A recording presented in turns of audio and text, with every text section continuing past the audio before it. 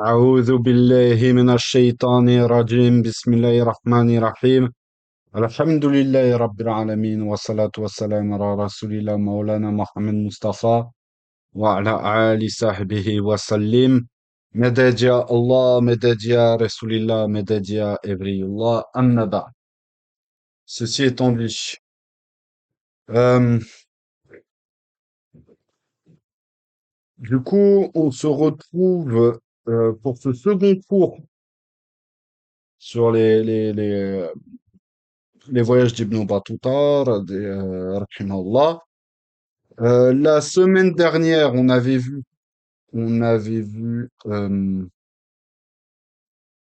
euh, les voyages de l'Afrique du Nord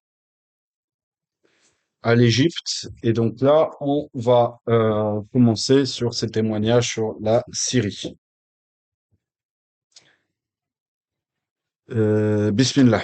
Donc, la première traversée de la Syrie par Ibn Battuta présente un problème de datation et par conséquent d'itinéraire. Notre voyageur, en revenant au Caire, de retour de Haute-Égypte, passe une nuit par cette ville et la quitte à la mi-juillet en 1326 pour arriver à Damas le 9 août selon ses dires. Or, entre ces deux dates, il prétend avoir visité plus de 25 villes et être monté jusqu'à Alep et Antioche. En réalité, le temps dont il disposait ne lui permettait pas qu'un trajet direct entre le Caire et Damas, c'est-à-dire celui qui est effectivement décrit jusqu'à Jérusalem et qui mène par la suite à Nablus, Adjeloun, Al-Qusayr et Damas. Toutefois, l'ensemble de la description de la Syrie étant présenté dans le cadre d'un seul itinéraire, on le tracera ici globalement en se bornant à indiquer à leur place les itinéraires suivis dans ces autres voyages. En gros, ce qui est dit, c'est qu'au niveau de ce livre-là, il était compliqué, au niveau de la datation et des moyens technologiques de l'époque pour pouvoir se déplacer, de pouvoir en fait réaliser le voyage tel qu'il le décrit en fait dans les dates, selon les dates en fait qui dit. Mais en gros, en mettant de côté ces questions-là, euh, on va décrire maintenant en fait son voyage à travers la Syrie en faisant l'impasse sur la problématique au niveau de la datation. Donc la Syrie à l'époque était à l'époque une province des Mamelouks et, et le restera jusqu'à la fin du siècle précédent. Donc composée d'une mosaïque de principautés croisées ou ayyoubides, la dernière enclave latine avait disparu en 1291 et une relique ayyoubide subsistait encore à Hama. Un des derniers princes ayyoubides, qui fut en même temps un des plus grands historiens et géographes arabes, Aboul Feda avait réussi par ses liens d'amitié avec Malik Nasir à conserver le titre de royauté à Hama jusqu'à sa mort en 1331. Donc le fait qu'Ibn Battuta n'en parle pas prouve qu'il n'a pu visiter cette ville qu'à son troisième voyage en 1348. Donc après la défaite finale des Mongols en 1303 et la désintégration rapide de leur empire, cette Syrie enfin réunifiée cesse également d'être une province périphérique, un glacis de protection. Ainsi, elle se trouve en pleine renaissance en tant que centre économique et religieux. Ibn Battuta met surtout en valeur ce deuxième aspect, donc l'aspect religieux. Mais il nous donne aussi quelques éléments disparates sur son activité économique. Donc les villes côtières reprises des anciennes possessions croisées, donc par exemple Acre, etc., mais pas que, même Gaza et autres, euh, étaient détruites pour empêcher toute tentative de retour. Donc en gros, beaucoup de villes qui avant étaient des places fortes en fait des croisés sur le pourtour méditerranéen, le long de la côte syrienne, donc du Chem, ont été détruites pour éviter justement que les croisés ne puissent revenir euh, attaquer en fait cette région via leurs anciennes bases. Ainsi, la Syrie de l'époque se présente surtout comme un centre de produits agricoles et artisanaux. C'est un haut lieu en fait de d'agriculture, notamment beaucoup dans le fruit, mais pas que, hein, mais beaucoup les fruits et les oliviers, etc. Et également comme euh, avec de nombreuses aussi productions artisanales. En ce qui concerne l'aspect religieux, Ibn Battuta insiste sur les personnages illustres, vivants, mais met surtout en valeur le tombeau des saints, donc des walis. Dans cette terre où trois religions se disputent le sous-sol religieux, donc là ici on parle, en gros ce qui veut être dit, c'est que l'histoire et l'histoire et le contrôle de cette région en fait est disputé par les trois religions monothéistes, donc le judaïsme, le christianisme et l'islam. Et donc en gros les tensions que l'on a actuellement en Terre Sainte, en Terre Sainte, et ici la Terre Sainte aux trois religions, ne datent pas d'hier.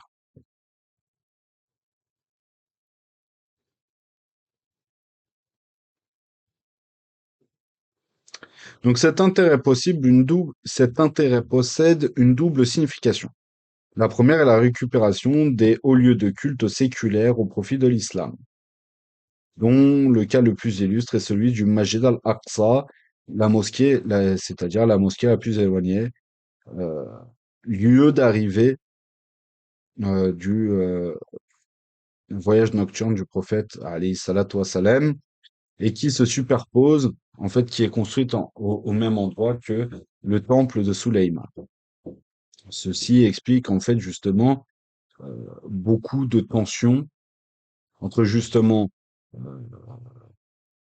les, l'État d'Israël et certains mouvements radicaux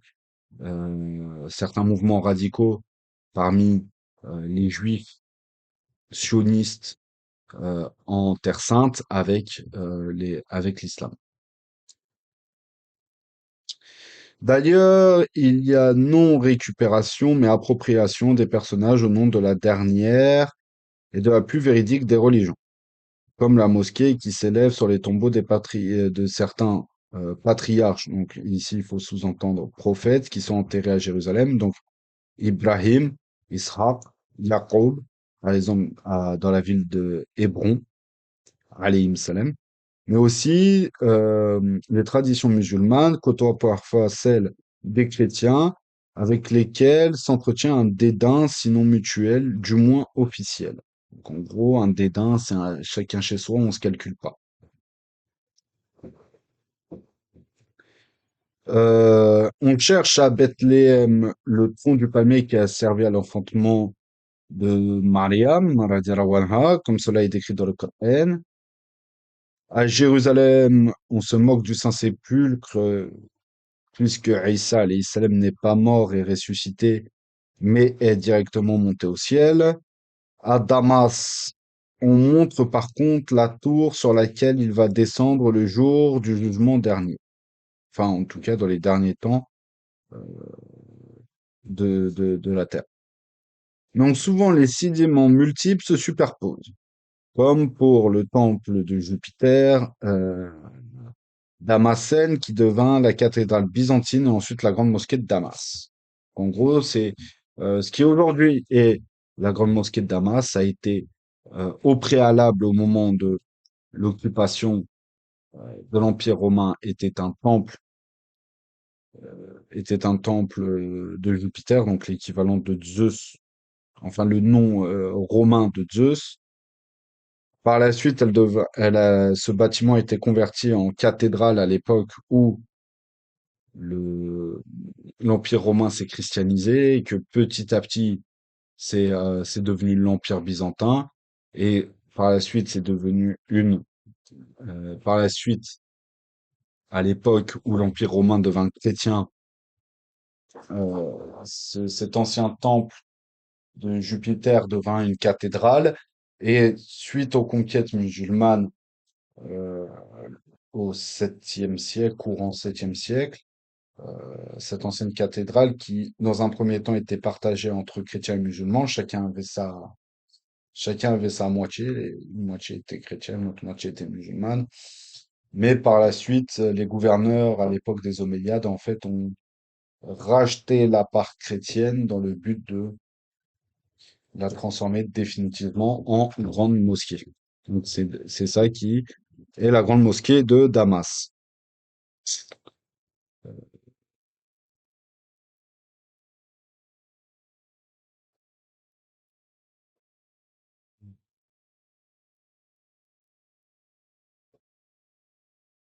Donc les tours se transforment en campaniles, les campaniles en minarets, et lorsque tout cela n'est guère possible, et chacun suit son culte et ses traditions en ignorant celui des autres. Ainsi, dans le même tombeau à Jérusalem, les musulmans visitent Rabi' al-Badawiya et les chrétiens Sainte-Pélagie. À Antioche, les chrétiens vénèrent Agabus, un des 70 apôtres, et les musulmans Habib, le charpentier, en se contentant de traduire les noms. Habib égale à Agabus, qui veut dire aimé.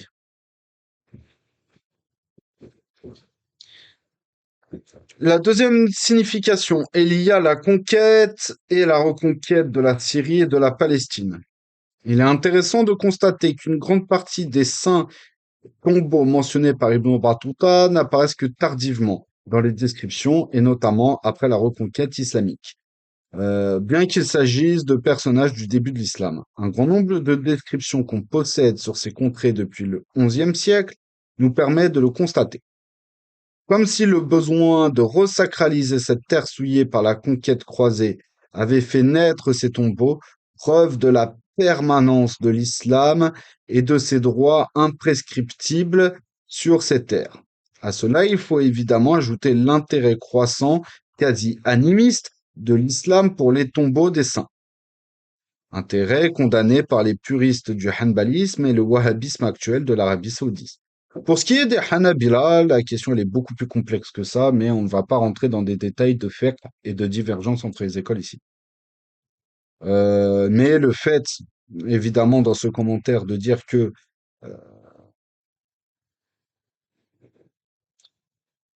que la visite des tombes, que la visite des tombes, euh, l'istikhasa envers les walis, etc., le fait de le comparer avec des croyances animistes, cela est problématique. Non seulement d'un point de vue de vérité pure et dure, mais dans un second temps aussi dans une question de croyance. La différence qu'on va trouver dans certaines croyances animistes, que ce soit le tengrisme ou certaines croyances animistes en Afrique de l'Ouest, euh, la différence c'est que les ancêtres ont un impact direct sur la nature, les événements et les personnes, ce qui n'est pas forcément le cas des saints, des Evliya. Et toute la différence est là. C'est que dans les croyances animistes, les ancêtres, les esprits, tout ce que vous voulez, et les idoles, les fétiches, les choses comme ça, ont presque une volonté propre, ont quasi une volonté propre. C'est-à-dire que même après la mort, si on parle du principe des esprits, etc., même après la mort, les esprits gardent leur libre arbitre. Or, notre croyance intrinsèque est que même si on va visiter un saint, qu'on fait l'istighfasa via un saint, un wali, etc., rien ne se fait sans la permission d'Allah Azzawajal. Du coup, le fait que l'on se rappelle que rien ne se fait sans la permission d'Allah Azzawajal, cette question-là, c'est comme si on allait en fait demander à quelqu'un de faire des invocations pour nous, puisque son âme n'est pas morte, son corps ne fait plus partie de ce monde, mais son âme est encore bien vivante et encore sous l'influence et encore sous l'influence et devant rendre des comptes à Allah Azza wa Jalla. Voilà, en gros, une des subtilités qu'il y a entre l'animisme et et on va dire l'istighatha, ou le tawassul. Et la question ici, le fait de faire un parallèle entre les deux est problématique de ce point de vue-là.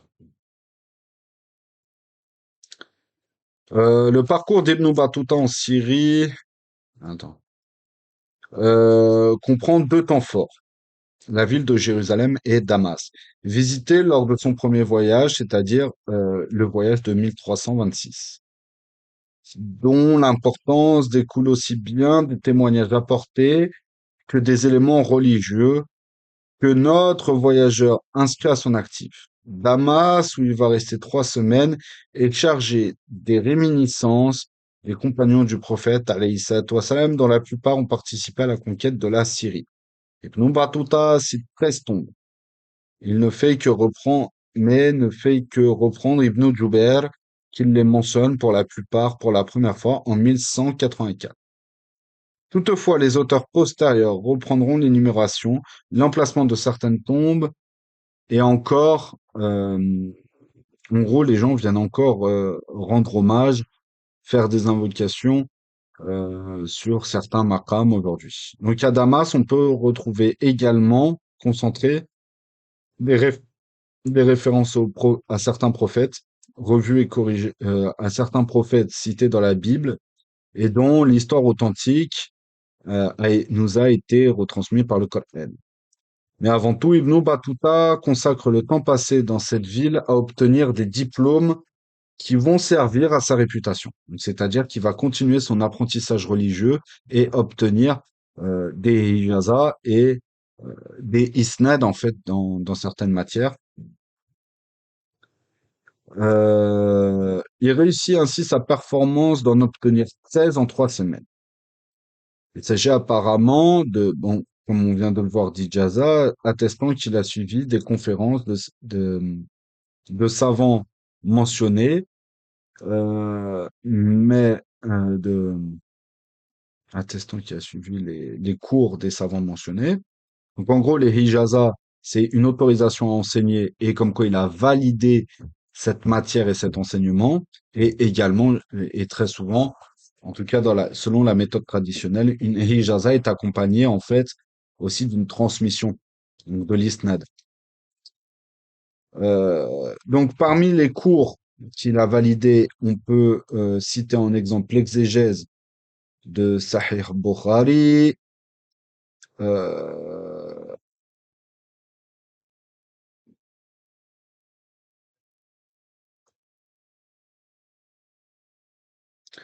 donc Sahih Bukhari avec l'ensemble des chaînes de transmission. Euh, Ibn Battuta nous précise quand même qu'il lui a fallu 14 séances pour obtenir les jaza.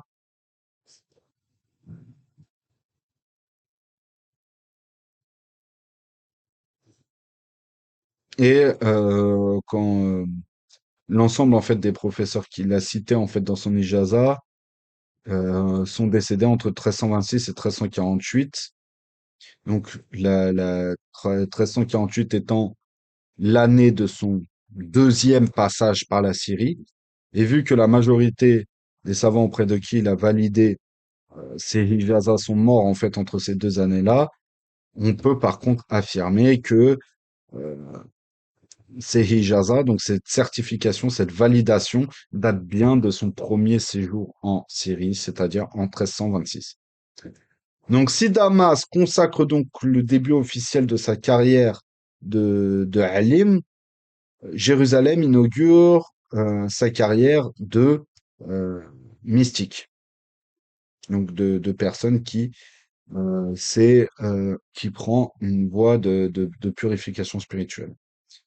Donc c'est dans cette ville qu'il va se revêtir pour la première fois de la hirqa des Ahlus Sufa, donc des Ahlul Tasawuf, des soufis, euh, en prenant la bay'a auprès d'un des disciples du shir Sayyid Ahmed Rifa'i, Qadassullahu Sira.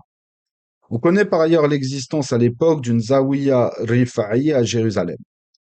Mais on sait également qu'un des petits-fils d'Abou Madian en avait aussi fondé un qui subsiste encore de nos jours. Ainsi, on se trouve probablement sur la même trajectoire qui relie Tlemcen à l'Irak. Donc la ville de Tlemcen en Algérie à l'Irak actuel. Là aussi, notre homme a fait vite les choses, parce qu'il n'a pu rester que quelques jours à Al-Quds et parce qu'elle n'a pas pu être précédée de la préparation nécessaire, si ce n'est des contacts pris en Alexandrie ou en route. Cette initiation paraît plus ou moins formelle.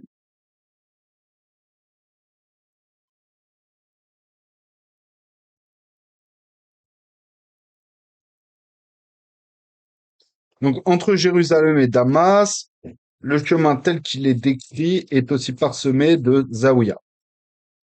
Donc, en gros, il a visité différentes zaouïas entre Jérusalem et Damas.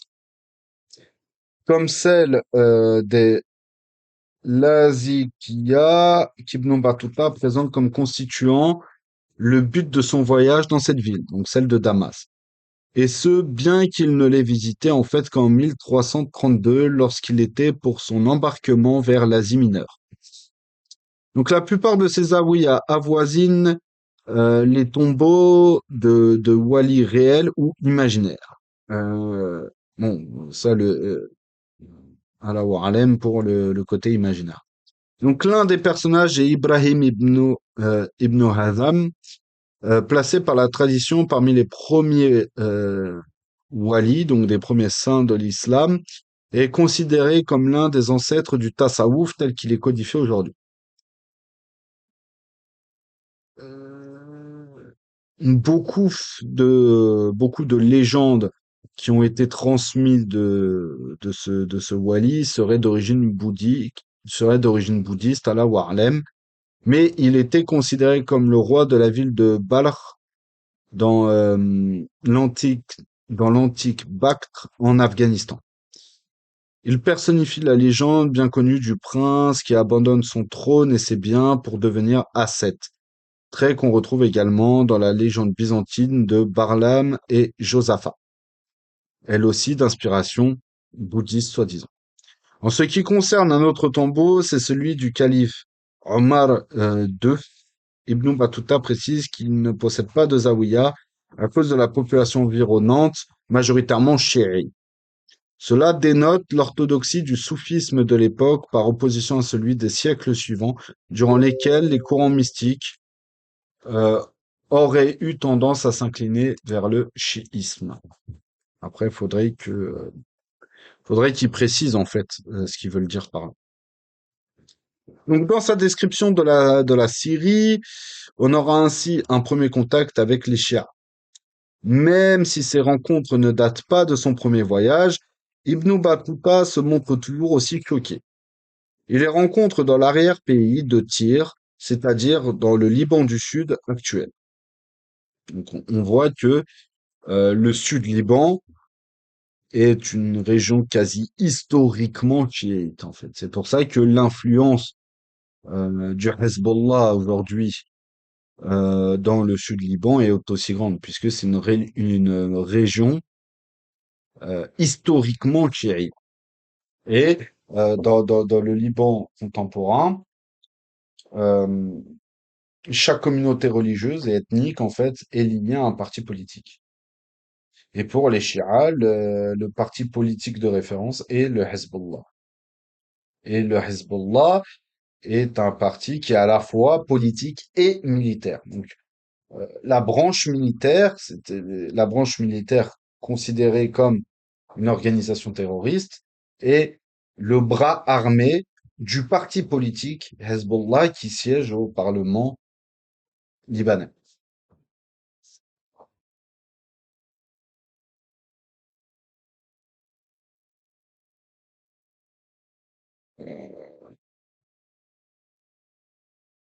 Donc, les différentes rencontres ne datent pas toujours de son premier voyage, donc en 1326.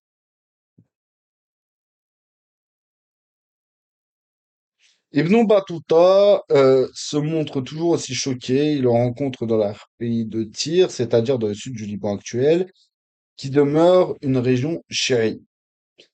Il voit aussi des Nusayri au sud de Damas et d'Antioche et des restes d'Ismaéli, donc des Nizarites, et notamment aussi de quelques Nizaris dans les montagnes de l'arrière-pays de Lazkia.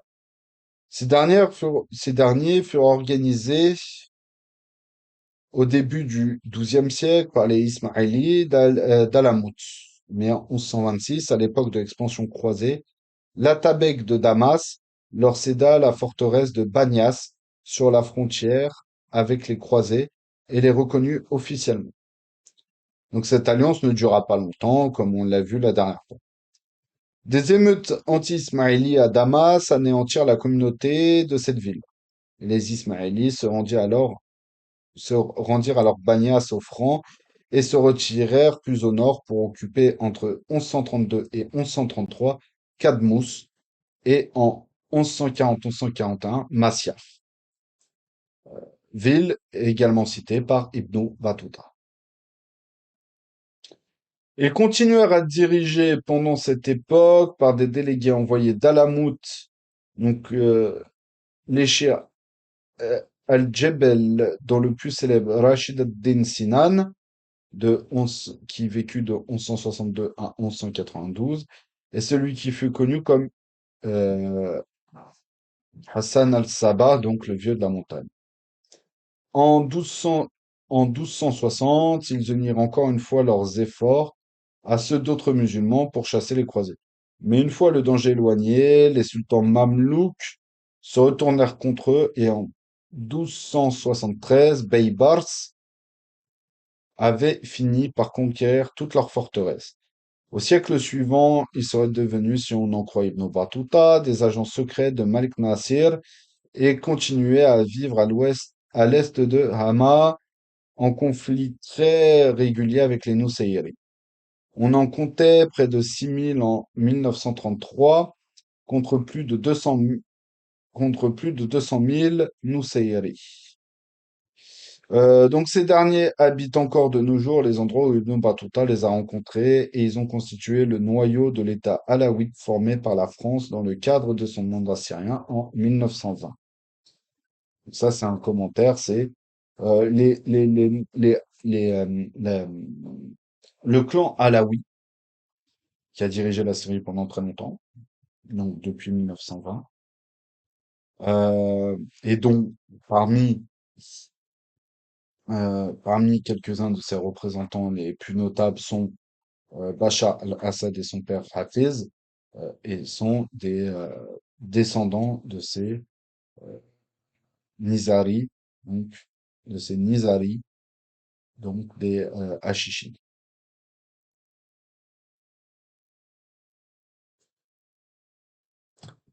Maintenant, on va parler un petit peu du Hijaz, et il y a quand même pas mal de détails, donc on va pas mal parler du Hijaz, je pense.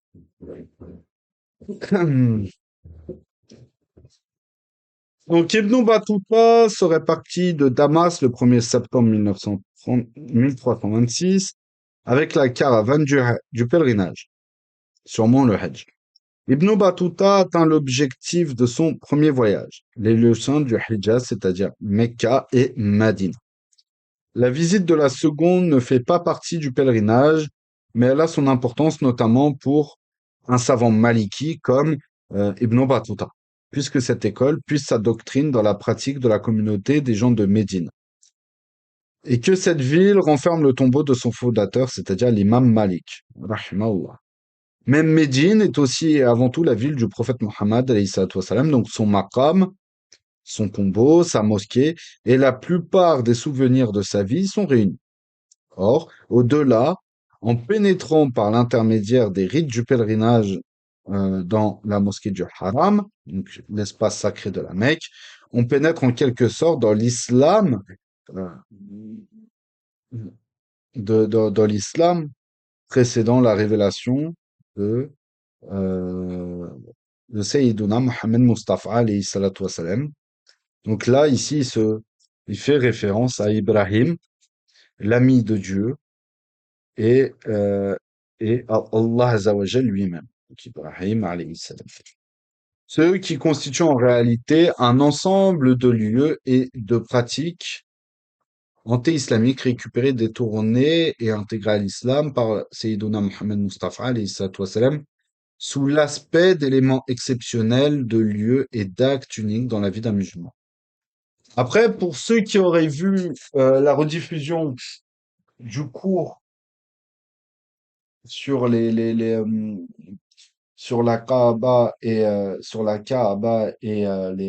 les bases de l'art en islam, ce qu'il faut comprendre, c'est quoi? Euh, la révélation prophétique, donc la dernière révélation, celle faite à Sayyiduna Mohammed Mustafa, alayhi salatu wassalam, en fait, n'est venue que revivifier et revivifier, en fait, le monothéisme pur d'Ibrahim, alayhi salam, de Sayyiduna Ibrahim. C'est en ce sens où il faut comprendre que que l'islam a gardé certaines pratiques qui dataient d'avant sa révélation et les a orientées dans un but de monothéisme pur. Le pèlerinage, par exemple, était pratiqué par les Arabes depuis Ibrahim alayhi salam. Or, progressivement, Shaitan et le nefs des hommes faisant son travail, progressivement, ils ont ramené des idoles, etc. Euh, d'autres, comment je pourrais dire ça? Le tawaf autour de la Kaaba est quelque chose qui était déjà pratiqué, excusez-moi, du temps de Adam alayhi salam.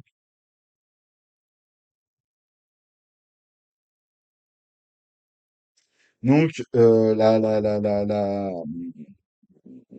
beaucoup de pratiques en fait qui sont pratiquées chez nous les musulmans en fait sont quelque chose que l'on peut retrouver dans les traditions anciennes, qu'elles soient des Arabes ou autres. Pourquoi? Parce que l'islam est une revivification du monothéisme de l'ensemble des prophètes dans le but de le rendre universel. Donc le parcours du pèlerinage est axé sur deux ensembles déterminants, deux pratiques. Donc la Umrah, généralement traduit comme étant le petit pèlerinage, et Al-Hajj, ce qui est généralement compris comme étant le grand pèlerinage. Le premier a pour centre la Kaaba, la maison d'Allah Azzawajal, qui est en même temps le centre du monde et le nombril de la terre. Allah a commencé par créer l'emplacement de la Kaaba et ensuite par cercle concentrique l'emplacement de Mecca. Le territoire sacré qui l'entoure et le reste du monde. Et quand Édem, chassé du paradis, mais pardonné par Allah Azzawajal, vint habiter sur terre, Dieu fit descendre sur lui l'emplacement de la Kaaba et une tente construite d'un rubis afin qu'il pratique autour d'elle des tournées. Donc une circambulation, donc le tawaf, imitation de ce que pratiquaient les anges dans le paradis, autour du trône d'Allah Azzawajal. Donc par la suite, Ibrahim construisit le premier, une maison vouée à l'adoration d'Allah, donc une Baytullah, et celui-ci fit descendre du ciel la pierre angulaire de l'édifice, donc euh, Al-Hajar al-Aswad, la pierre noire.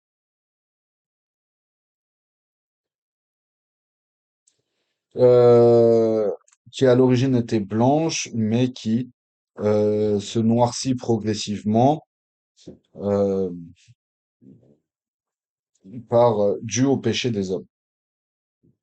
Donc quand Ibrahim, Sayyiduna Ibrahim alayhi salam, a posé cette pierre à sa place, des flammes qui ont jailli marquèrent en désignant aux hommes les limites du territoire sacré du haram, donc du territoire sacré autour de la Kaaba, dans lequel les pèlerins doivent pénétrer après s'être purifiés et après avoir revêtu un habit rituel, c'est-à-dire l'habit de Ihram.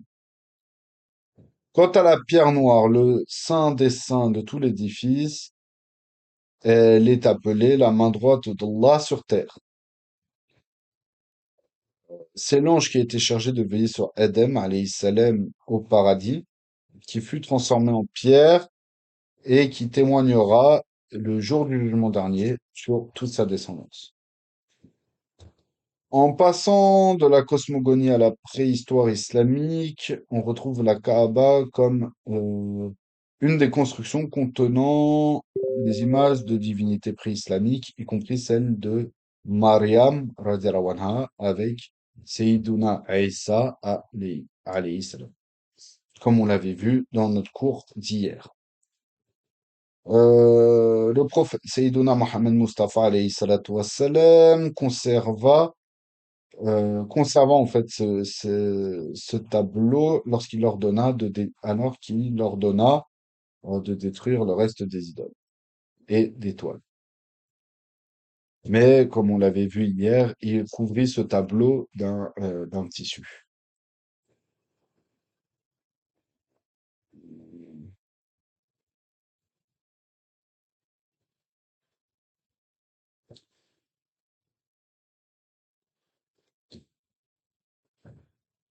Et cette toile servait de cadre au sacrifice des moutons ou des chameaux, dont les peaux qui étaient en fait qui étaient avant utilisées avant de remplacer après euh, les différents kiswa, donc les voiles qui composaient en décoration auprès des murs de la Kaaba, et le contenu de l'intérieur qui a été vidé par l'islam.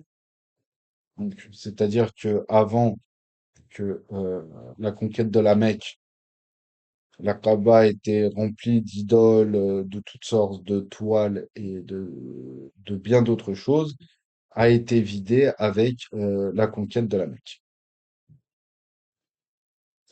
Elle reste le point de mire, donc c'est-à-dire la qibla, la boussole, l'orientation de tout musulman lorsqu'il fait sa prière. C'est le lieu de l'orientation.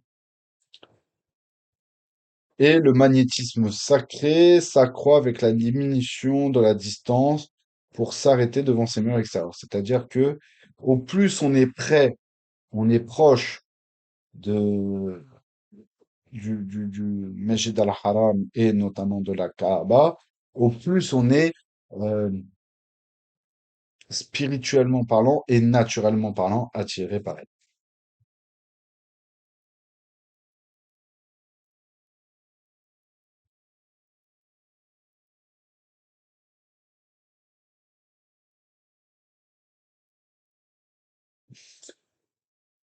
Euh, donc son intérieur est un vide physique et sacré. Le seul endroit de l'univers où on peut prier dans n'importe quelle direction et sa visite, qu'elle soit redoutée ou souhaitée, n'est point soumise à des interdits ou des règles particulières et ne fait pas partie des obligations du pèlerinage.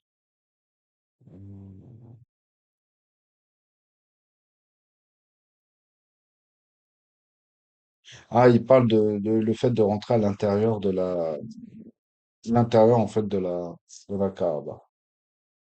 Il n'y a pas les mêmes interdits il n'y a pas les mêmes interdits que autour dans l'enceinte en fait du Bayt al-Haram, de Masjid al-Haram. Pardon, ouais, Masjid al-Haram, Baytullah. Mais c'est quelque chose qui reste. Mais le fait de rentrer à l'intérieur n'est aucunement une condition ou une obligation pour les rites du pèlerinage. Et d'ailleurs, aujourd'hui, l'accès à l'intérieur de la Kaaba est limité. Voilà, est limité.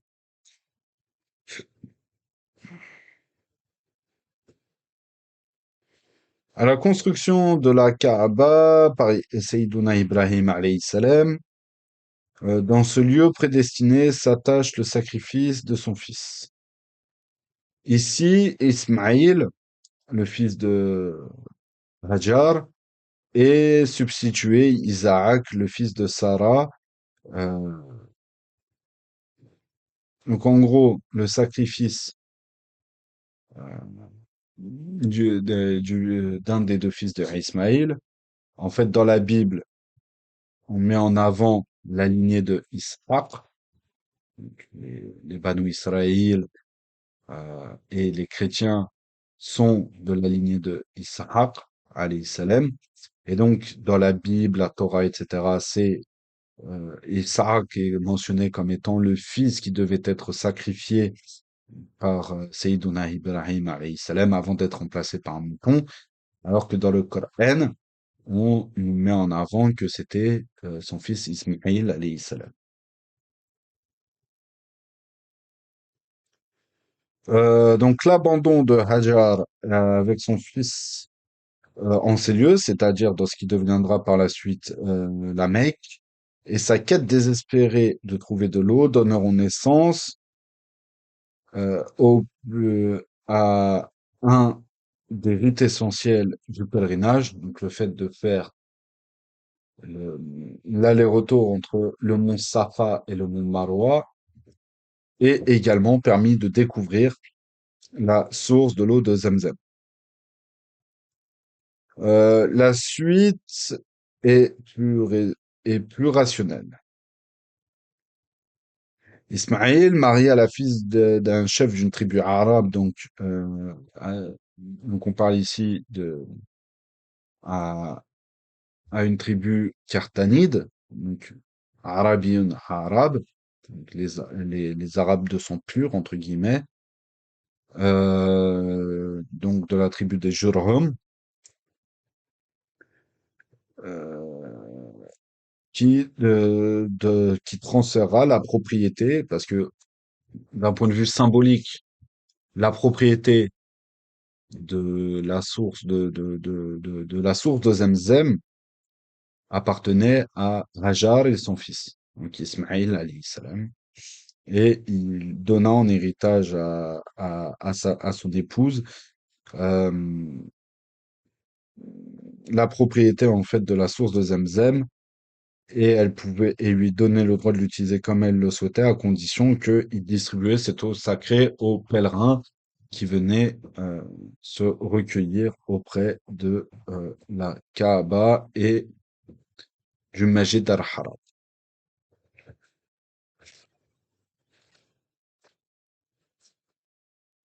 Alors, cette première série d'éléments détermine en fait les rites qui sont pratiqués durant la Umrah. Le pèlerin prend, se met en état de sacralité et porte et porte l'habit du pèlerinage. J'ai perdu son nom, astaghfirullah. J'ai perdu son nom. Ça me reviendra plus tard. Donc, se met en état de sacralité, donc dirham, euh, à partir d'un certain point d'entrée. Donc, les miqat, voilà, le miqat, c'est donc les habits du rituel. Donc, les deux étoffes de tissu blanc, de tissu blanc, les deux étoffes en fait de tissu blanc qui sont portées lors du pèlerinage. Donc, habit blanc il s'agit de deux morceaux de tissu blanc qui ne doit porter ni nœud ni couture. Et le pèlerin doit aussi s'abstenir de relations sexuelles, il ne doit pas se raser, il ne doit pas tuer d'êtres vivants, et ne doit pas même couper ou arracher les plantes autour du Masjid al-Haram. Donc, et ça, c'est lorsqu'il est en état d'Irham, donc de sacralisation. Donc, prendre l'état d'Irham est à une distance plus grande de la Mecque que celle des Miqat, est considéré comme un signe particulier de piété. Donc le fait que on se mette en état d'irham, de sacralité, euh, à une distance longue des, en gros, plus on commence à prendre l'état d'irham tôt, donc loin de la Mecque, au plus cela symbolise une piété forte. Parce que, en état d'irham, on a des interdits et des, on a des interdits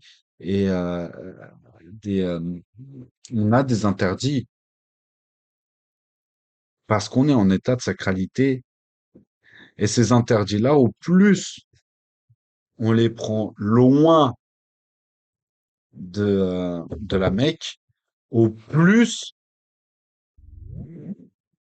comment je pourrais dire ça? Au plus, en fait, notre piété est grande, en gros, de ce qui est voulu.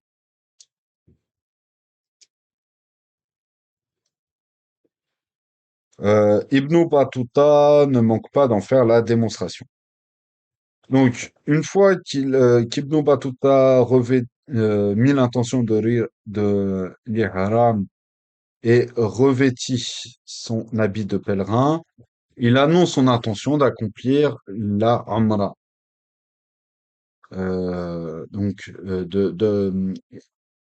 Il exprime son intention d'accomplir le pèlerinage, soit la Umrah, soit le Hajj, ou les deux à la fois.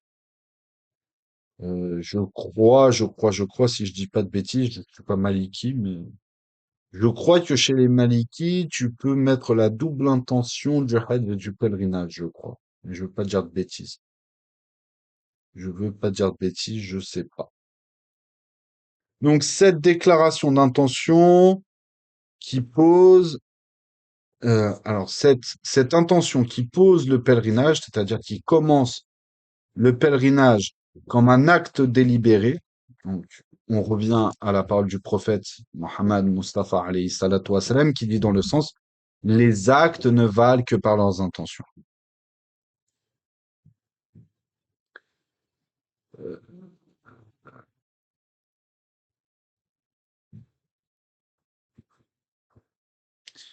Alors, le pèlerinage prononce ensuite la formule rituelle de la talbiya.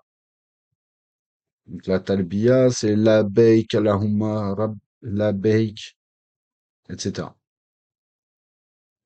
Donc, me voici devant toi, ô Allah, me voici devant toi. Tu n'as pas d'associé, me voici devant toi. C'est à toi qu'appartient les louanges et la grâce. À toi le royaume, tu n'as pas d'associé, me voici devant toi. Donc cette invocation est inlassablement répétée, comme si jointe à un rite anti-islamique, donc polythéiste. Elle vise à oblitérer ses antécédents. Donc avant, avant la conquête de la Mecque, que les musulmans en fait avaient leur état à Médine et qu'ils avaient réussi à avoir l'autorisation des Koreishi de venir en pèlerinage, euh, les, euh, les musulmans, pour se dissocier des polythéistes qui venaient également en pèlerinage à la Mecque, récitaient cette invocation, récitaient cette invocation pour se dissocier des polythéistes, mais cette phrase est restée parmi les rites du pèlerinage aujourd'hui. Donc certains pourraient demander pourquoi est-ce que, vu qu'aujourd'hui, euh, le- il n'y a plus de possibilité de shirk dans, en gros, le prophète Mohammed alayhi salatu wassalam, que le shirk ne reviendrait pas dans la communauté musulmane. Donc pourquoi est-ce qu'on continuerait à dire cette phrase? Tout simplement parce que c'est les rites qui ont été définis par Allah Azzawajal et le messager d'Allah, alayhi salatu wassalam. Et que dans cette phrase-là, il y a aussi un renouvellement d'une certaine manière de notre attachement au Tawhid, donc à l'unicité divine. Donc, en soi, il n'y a pas de mal. Mohim. Donc, arrivé à la Mecque, et on va finir ce paragraphe, on va s'arrêter là. Arrivés à la Mecque, les pèlerins accomplissent les rites de la Umrah qui consistent à tourner 7 fois autour de la Kaaba, à accomplir donc ce qu'on a vu plus tôt, le tawaf. Donc, comme l'origine le remonte, comme on l'a vu, à Sayyiduna Edem alayhi salam. Le sa'i, qui, comme le tawaf, fait partie de la Umrah et s'exécute en souvenir de la quête d'eau de Hajar. Donc, le fait de faire les allers-retours entre le mont Safwa et le mont Marwa. Une partie du trajet se fait en marche précipitée, et ça, généralement, c'est conseillé beaucoup plus pour les femmes. Ces rites peuvent être accomplis individuellement et à n'importe quel jour et n'importe quelle heure. Ce n'est pas le cas pour la suite de ces pratiques. Et on s'arrête là pour aujourd'hui. Euh, je pense que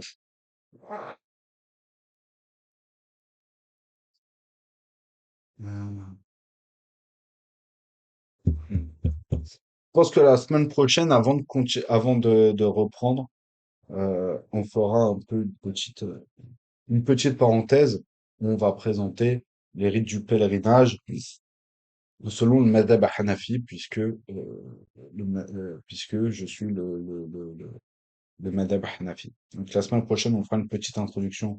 On parlera des rites du pèlerinage selon le madhab hanafi, de manière très rapide, Inch'Allah. Et ensuite, on continuera notre témoignage. سبحانك اللهم وبحمدك أشهد أن لا إله إلا أنت أستغفر الله وأتوب إليك بسم الله الرحمن الرحيم والعصر إن الإنسان لفي خسر إلا الذين آمنوا وعملوا الصالحات وتواصوا بالحق وتواصوا بالصبر اللهم صل على سيدنا محمد عدد ما في علم الله صلاة دائمة بدوام ملك الله سبحان ربك بعزة ما يصفون وسلام على المرسلين والحمد لله رب العالمين الفاتحة